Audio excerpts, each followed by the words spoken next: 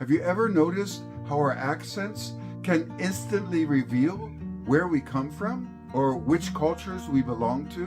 It's fascinating, isn't it? But what if I told you that our accents, even those in a foreign language, are more than just a reflection of where we were born or where we grew up? What if they were, in fact, a choice, something we could consciously shape and control, revealing how much we align ourselves with a particular culture or community?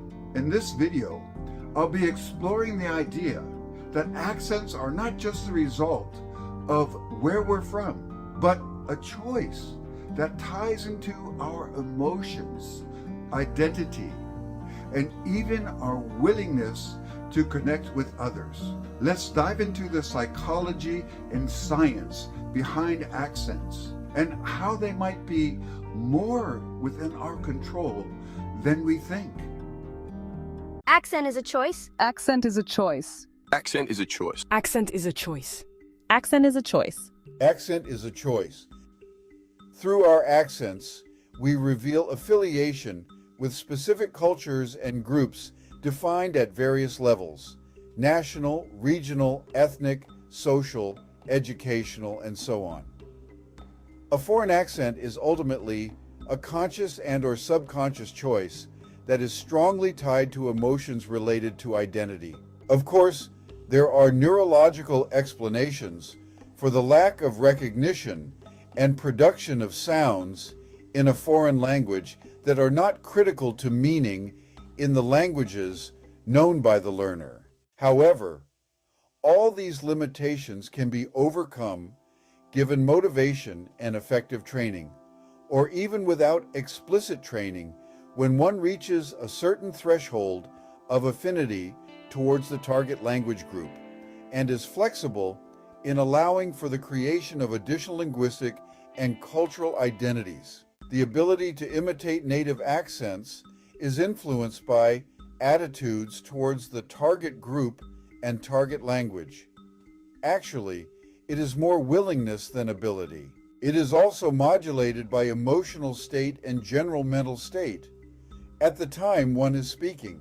Jacobson, in 2008, hypothesized that subjects who want to blend into the target community more will also try, consciously or unconsciously, to minimize their foreign accents, while subjects who are less concerned with being accepted as legitimate members of the target ethnic community will do so to a lesser degree. This hypothesis was investigated in a small-scale study of ethnic Russians in the USA, focusing on the analysis of the relationship between the degree of L2 accent or phonological proficiency and self-identification, and on the expression of this analysis in individual variation patterns. In the conclusion, Jacobson, 2008, page 16, states, "Clear interaction between the degree of target accent attainment and self-identification was indeed observed. Subjects with higher proficiency and less accent in English tended to identify themselves with the American culture and society to a greater degree than subjects with lower proficiency and greater accent." A number of studies suggest that adults are, in fact, capable of attaining a native-like accent, which runs counter to the claims of a critical period hypothesis for additional language acquisition. Nikolov's study, 2000, involved 33 successful language learners aged 20 to 70, all of whom had acquired their target language after puberty. Of these, 20 were native speakers of various languages learning Hungarian, and 13 were native speakers of Hungarian learning English. As judged by 3 groups of native speakers, 6 of the learners of Hungarian and 5 of the learners of English were either generally or often mistaken for native speakers. She observed that these successful language learners want to sound like natives.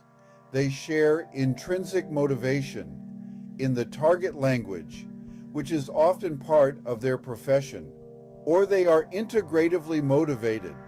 They work on the development of their language proficiency consciously and actively through finding chances for communicating with speakers of the target language, reading and listening extensively. So whether you're trying to sound more native in a new language, or just curious about how accents shape our identities, remember, it's not just about ability, it's about choice, connection, and even emotion. I'd love to hear your thoughts. Do you think accents are something we choose, or are they just part of who we are? Leave a comment below and let's continue this conversation. And if you want to dive deeper into this topic, check out my related video, Linguistic and Cultural Identities, the key to sounding like a native. You'll find even more insights on how our identities influence the way we speak. If you enjoyed this video, don't forget to like, subscribe, and hit the notification bell. Also, you might want to check out the Ling app, a great tool for learning and reviewing languages. Just click on the link in the description for a free trial. Thank you for listening, and see you in the next video.